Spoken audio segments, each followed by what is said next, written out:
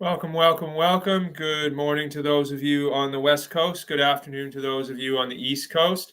And a big hello to everyone in between. As you can see on the screen, I am Dan Balkaran, and I'm an employment lawyer at Samfiru Tumarkin, LLP, which, as always, is Canada's leading employee-side employment law firm. I am going to be answering all your questions about all things employment law for the next half an hour or so. So please get your questions in as soon as you can. Got a few coming in. Certainly, I would like to get to all of them before the end of the broadcast. Quite often, the questions come in at the very end, and then I miss out on some questions, and I really want to get to all of your questions. So send them in as you have them, and I'll get through to them as quickly as I can or as thoroughly as I can. But without further ado, I'm going to start in on them. Oh, you know what? Before we get started, one note of housekeeping. As always, if you need to get a hold of us, you can do so at employmentlaw.ca, help@employmentlaw.ca, and 1-855-821-5900. Okay. Let's get started. Okay, question from Barry. Looking for advice regarding a tough situation my mother-in-law is facing at work. Her manager has been creating a hostile environment and recently suspended her without pay over a missed email related to a new system change. Despite being one of the hardest working employees, she's being unfairly blamed for issues beyond her control, and the manager has been verbally abusive, not just to her, but others as well. What should we do? Okay, so let's start with what's your primary objective and work backwards. Okay. Is this a situation for your mother-in-law, where if she hits the open market looking for a job, it's going to be an easy time for her to replace her job at around the same pay? Or is this a situation where she can't lose this job no matter what, because if she does, she's never coming back into the labor market at anything close to what she's making here, or just can't come in to get to retirement? You know, if you say mother-in-law, and if you're married, then most likely she's probably hitting sort of the upper end of the working age spectrum. And you know, it's an unfortunate and illegal reality in the Canadian labor market that, you know, when you start getting into the older working years, pushing into your 60s, late 50s and 60s, employment mobility is very challenging. You know, at the very high ends maybe, but for the rank and file folks, it's hard to get jobs, it's hard to keep jobs, it's hard to be in your jobs to retirement. And so if that's one of those jobs where she was hoping to be there to retirement and probably could be there to retirement absent this manager, and she needs this job to be there, then you got to make it work, right? And so, but if it's something else, like I'll tell you this, you suspended without pay, chances are, I mean, I don't know if she's union or not. If she's union, I you talk to your union rep, but if she's not union, most likely her employment contract does not permit the employer to suspend her without pay. So it could be a constructive dismissal of her employment, although probably not if it's short. But if you combine it with the other behavior, and she's got evidence of it, of bad behavior on the part of, like, objectively bad behavior on the part of the of this manager, bullying and harassing behavior, it may be enough to claim constructive dismissal, although, you know, it might not. And constructive dismissal is where the actions of the employer repudiate the contract of employment. So the classic way to get there is an hours cut or a pay cut that's not trivial, you know, around 20% or more. But it can also be by the employer demonstrating that it doesn't want to be your employer anymore, repudiating the contract of employment through its actions, behavior, harassment, suspension, all that stuff. You know, so you might be in that realm, although that's a lot harder to make out. But to claim a constructive dismissal, you are effectively firing yourself, or in this case, your mother-in-law, saying the actions of the employer have terminated my employment, and therefore I'm entitled to severance. Okay. And why you do that is if you're contractual situation and age, length of service, and position were such that you had a substantial amount of severance coming to you in the event of your termination. So, but if you're wrong about that, if you're wrong that it is in fact a constructive dismissal, and constructive dismissals are hard, the easiest ones are my pay's been cut by 50%. Fair enough, that's a constructive dismissal. But employer has repudiated my contract through its actions by not wanting to me to be there anymore. Those are the hardest, and that's a very fact-heavy, risk-heavy situation, because if you get it wrong in a litigation sense, probably going to owe court costs, which is money. So, you don't want to. That's a real stark. I'm going to get lots of money versus I'm going to owe some money. That's a huge swing, and that can be a stressful place to be in a litigation environment. So you don't want to get that wrong. You want to be very much, where you've got enough evidence that it is in fact more likely than not that it's repudiation on the part of the employer. So, long story short, if you were going to go down that road, do it with a lawyer. You've got to do that with a lawyer. No one should run their constructive dismissal on their own. It's way too hard. If you want to get a hold of us, you can do so. employmentlawyer.ca, help@employmentlawyer.ca, 1-855-821-5900. So first, answer to your question, Barry, talk to a lawyer right away. You got to understand what the contractual environment is, potential severance. What do you have here on the facts with respect to constructive dismissal? And understand that, like, if your mother-in-law's best day is 8 weeks, I mean, you got to make it work. But if it's 20 months of pay, like, it's a different analysis. But I really do think the first thing I said is the starting point. Does your mother-in-law need this job? And 20 months is a lot of money, and I'm just pulling that number out. I don't know how much it is, but it's a lot of money, but it's a poor substitute if your mother-in-law needs to be there for 6 years to get to retirement, So you got to factor all those things in, and it starts with assessing how economically, vocationally viable or mobile, your mother-in-law is. So I'd start with that analysis, but you're going to have to do this one end to end with a lawyer, and get good, solid, individual, tailored advice on it.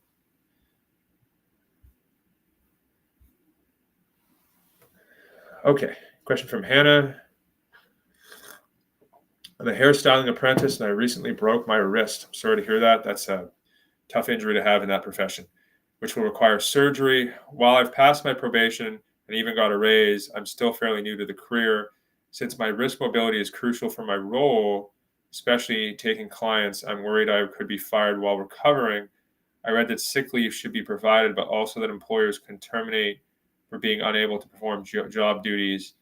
Can I legally be let go of this injury? So short answer is no, and then long answer is yes, potentially. So I know that doesn't make sense, but I'll explain it. So the short answer is you cannot be discriminated against on the basis of a disability, and it's enshrined, it's protected in employee rights in every jurisdiction in Canada in human rights legislation. So, whether or not there's a lot of teeth to that depends on the jurisdiction, and can you, like in Ontario, bring it to the courts? Is it like BC, where you have to do it through the Human Rights Tribunal and you got to wait 5 years for a resolution? It's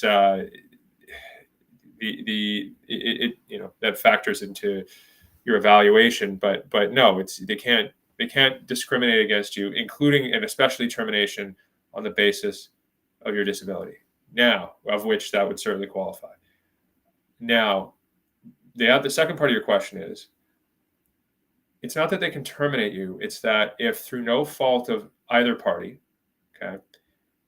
something happens, some intervening event happens that prevents you from being able to perform the core functions of your duty, of your job, on a permanent basis. Okay? And so what happens then, it's called frustration of contract, or in this case, medical frustration. So usually it comes up in a situation of terminal illness or serious illness, an employee can't work again.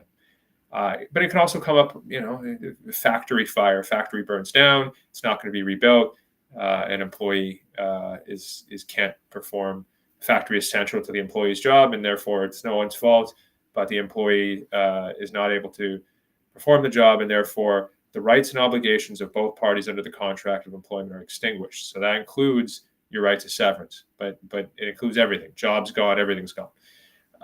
And so, but it doesn't have to just be, can you show up for work, or do you have a serious illness that prevents you from showing up to work? It's can you do the core functions? And if the core function of your job requires you to have wrist mobility and strength that you just don't have anymore, and such that you can't cut hair, yeah, this could be a frustration of contract situation. But you're a long way from that. Okay? You've got to determine what's your level of recovery, what's your level of ability and mobility afterwards, and what's your ability to actually cut hair. It's unfortunate for you, and I'm sorry that this happened to you. It's unfortunate for you that this happened at the beginning of your education. I imagine if you'd been doing it for 10 years, then you'd have a deep understanding of how hairstyling works, and okay, so now you have some limitations, but you could still make up for it with your skill and experience. I don't know if that's all hampered now, to what degree you've got to work with your doctors to figure out how much of your wrist, I assume it's your primary dominant wrist, mobility, dexterity you're going to have coming back. I mean, on the flip side, it's the beginning of your hairstyling career. If it can't work out because of this injury, it's a real concern. I mean, you're not so committed. You're not 10 years in where you can't do anything else. You can always pivot and do something else. And I think that's something that you probably have to keep an open mind about. And I know it's not something you want to hear, but it really depends on your ability to recover wrist-wise and your ability to cut hair, because it could be impacted. So I certainly hope your recovery goes well, your rehabilitation and physio and so forth goes well, and you're able to make a full recovery. But in terms of your questions, short answer, no, just not discriminatory. Long answer, yes, your contract would be frustrated, but you've got to be prevented from doing the core functions of your job, i.e. cutting hair, on a permanent basis. And they're not going to know that until you've had your surgery, recovery, and then rehabilitation in terms of strengthening your wrist and for a while, like a year and a half kind of thing after the surgery. And then, at that point, you get a medical opinion that says, potentially get a medical opinion that talks about if you're going to have these limitations on an ongoing basis. So you got a while you got some runway here to figure this out, but nonetheless, certainly something to be alive to. I can't pronounce this person's name, and okay. Employer is terminating full-time employment due to a shortage of work. Employees worked 3.4 years. His project manager position is 46 years old. Correct severance amount if paid is $98,000. I don't know what that question is. I'll just call you, those are initials. If you can clarify what your question is. Zara asks, I was just laid off after 3 month temporary I was just terminated after a 3 month temporary layoff and didn't realize severance could be negotiated. I've been with the company for 4 years and was offered 4 weeks severance plus 2 extra weeks if I sign a release within 10 days. I recently had a baby and only stayed through the furlough because they said I might be brought back. If I try to negotiate, well, I lose those extra 2 weeks. And realistically, how much more should I ask for? I don't know. I have to see your employment contract. You need to get a proper assessment from a lawyer to understand your severance position.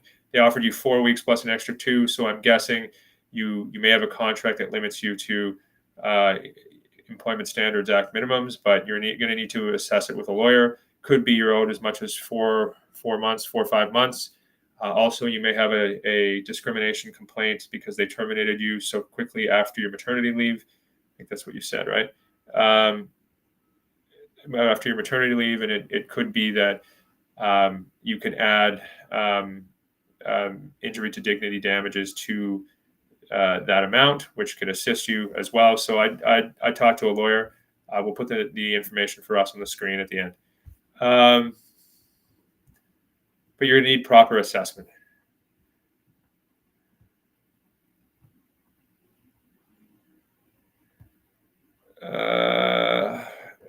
KC asks, I keep getting accused by a few female coworkers, all family and friends of one another, of stalking and harassment in an attempt to get me in trouble or fired. What can I do? Well, I'd give an assessment of what you're actually doing. I've talked to many people over the years in that situation, and often, and I'm not saying this is you, but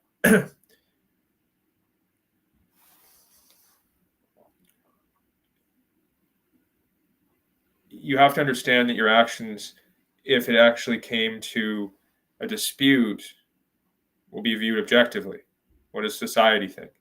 And if you look at certain points of contact, would society think that you are doing that? And if the answer is no, then there may be a conspiracy against you here. If the answer is yes, then you may want to take steps to minimize your risk, because it sounds like it's going to somewhere not good. If you keep getting accused of harassment, eventually you're going to be terminated. Okay, that's just the way it is. The company is going to have no choice but to protect its female employees and its reputation amongst its female employees. And so an accusation and a termination, particularly if it goes to some sort of adjudication, lawsuit, or other situation like a prohibited action, you don't want your name written in lights with those type of things, permanently in permanent ink. So with those types of accusations. And so this may be a situation, if this is happening to you, you may want to move on, just look for another job and move on. I can't really comment on what's happening and who's right. But I will say that if you're terminated, or if there's a legal dispute and the accusation is harassment, it will affect your job prospects in the future. And that, I think, is in today's society. And I think that is much more serious than perhaps being right in the current circumstance, or keeping your job, because most people won't stay at the same job forever. But you also may wish to talk to, if these are being reported and coming to you through official channels, you may want to talk to human resources or your boss and find out how you can conduct yourself in a way that minimizes the chances of these types of complaints. Question from MB. When looking for a new job and they demand for references, what is the law around the topic? Any law at all? I gave them my old employer info. I don't understand the question. It's not something that's disputed. The only law that exists was around bad references being provided. If an employer says, give me references, and you say, no, why would you ask me for that? You're not going to get the job. So, feel it out and use your best judgment. Casey's back. I've never been found to have done anything wrong, and all the accusations are for normal behavior, walking past them in the workplace or going about my day, doing my normal tasks. Listen, Casey, if that's the case, I think you need to involve the organization, because the narrative is potentially being moved underneath you. I think you need to talk to human resources and ask them what you can do, or can you be segmented or what have you, because if that's all you're doing, then there's not much more you can do to reduce your risk here. But I would involve the organization right away, if that's what's going on. So that's a tough situation. I don't really have any good advice for you on that one. If it were me, it depends on the job, obviously, but if it were me, I'd probably involve the organization early on with human resources, and then I would look for a job and I would move on, because those are scary accusations that can affect your life on an ongoing basis.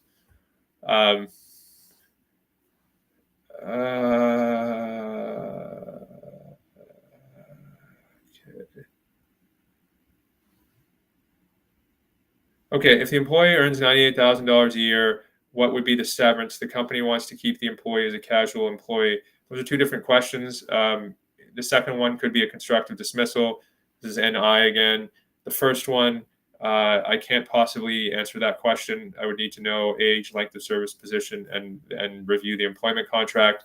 However, the moderator is going to put on the screen now a link to our severance pay calculator. If I'd recommend you go to that, or you may benefit from going to that and getting an idea of what your common law severance might be, what your entitlement to that might be. And then if you need to, I recommend talking to an individual lawyer such as us to get an assessment of your situation. I don't know if the moderator still has it, but if you could put the severance pay calculator information on the screen, I think you did that earlier, that would be helpful for NI. Okay, there it is. Perfect.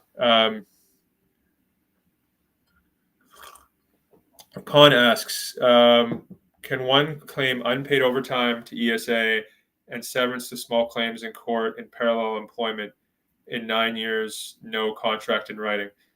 I can't answer this for all jurisdictions because I know that sometimes ESA claims with respect to the ESA can be mutually exclusive from a jurisdictional choice. I think Ontario might be one of them with respect to common law. In BC, certainly, you can have an employment standards complaint. In fact, you might have to under the law in BC, where something for overtime, if your right to overtime comes only from the ESA, you've got to claim that through the employment standards branch in BC, and then you can bring a common law severance, claim in parallel through the courts, provincial court or otherwise. So, or in your case, small claims is provincial court in British Columbia. So depends on the jurisdiction. You're going to need specific tailored legal advice for that one, unfortunately. Other than if it's in BC, absolutely, you can 100% do that, and in fact should do that. Jillian asks, after getting injured at work, I had to ask for modified duties. My employer started to treat me very differently after this, finding more problems with my work, which were not real problems. What are my rights with this? If they're building a case to fire me, but only after I asked for accommodation, is this discrimination? How would I prove it? Yeah, so yes, it's discrimination. I'll start with the first component of what you said, because we've got a little time and yours is the last question.